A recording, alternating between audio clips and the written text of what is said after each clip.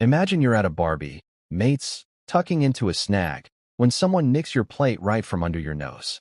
You're left hungry, confused, and wondering how it happened so fast. That's exactly what's going on with Australia's economy right now.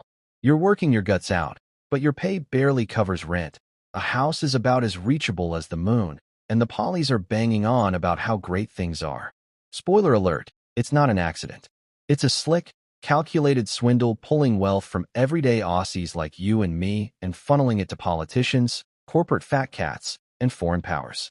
This isn't some wild yarn. It's the harsh truth hiding in plain sight. We're being played with a rigged deck, and it's time to flip the table.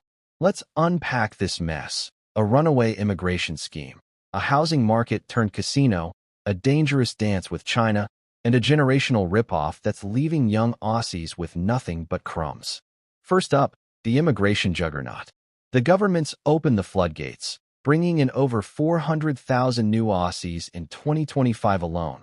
That's like dropping the entire population of Canberra into our backyard in 1 year. They'll tell you it's about economic growth, but it's a smoke and mirrors job. Sure, the GDP numbers look shiny because more people means more spending, more rent, more everything. But here's the rub. Your share of the wealth, GDP per capita, is shrinking faster than a cheap shirt in the wash. We're in a per capita recession, meaning while the economy's growing, you're getting poorer. It's a Ponzi scheme dressed up as policy. Flood the job market with new workers, and wages stall like a Uda in the mud. Cram more people into cities, and infrastructure groans. Think packed trains, endless hospital queues, and schools bursting like overfilled balloons.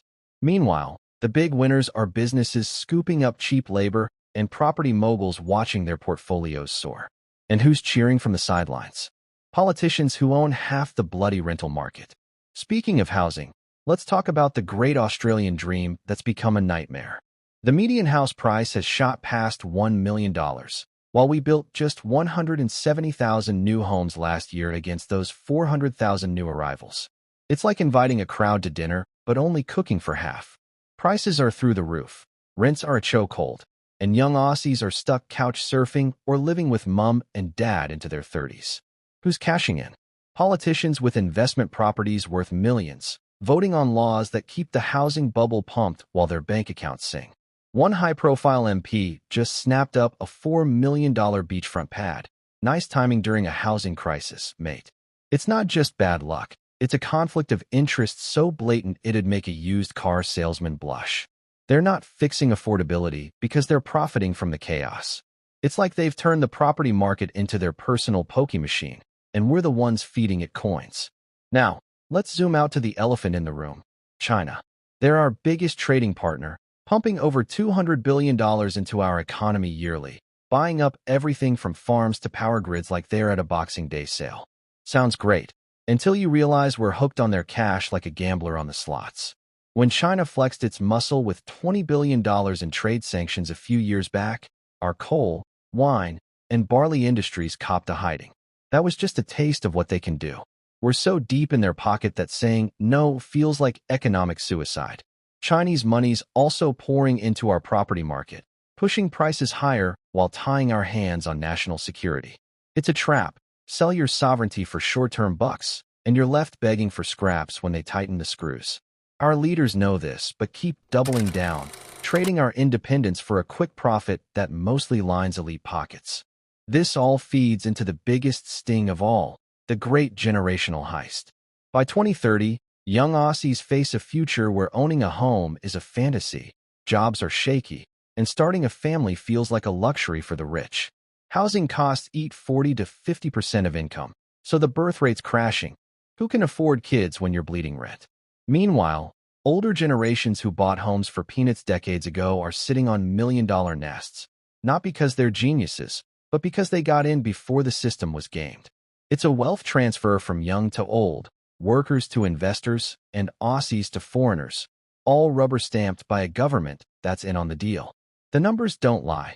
House prices have jumped from $120,000 in 1990 to over $1 million today, while home ownership for under 35s is in freefall. It's not market magic, it's market manipulation, and young Aussies are paying the price. So how do these pieces fit? It's a vicious cycle. Mass immigration spikes housing demand, enriching property-owning polis. Chinese cash fuels the bubble, locking us into economic dependency. The wealth gap widens, keeping power with those who profit. It's a machine built to siphon your prosperity while they call it progress. But here's the good news. We're not powerless. We can demand politicians disclose their investments and stop profiting from our pain. We can push for immigration that builds Australia, not just GDP. We can diversify trade to loosen China's grip, even if it stings short-term. The catch? The elites running this show won't change unless we make them. They control the levers: politics, media, money, and their betting will stay asleep. Mates, Australia's at a fork in the road.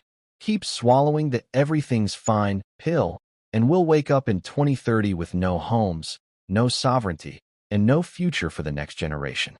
Or we can call this swindle what it is and fight back.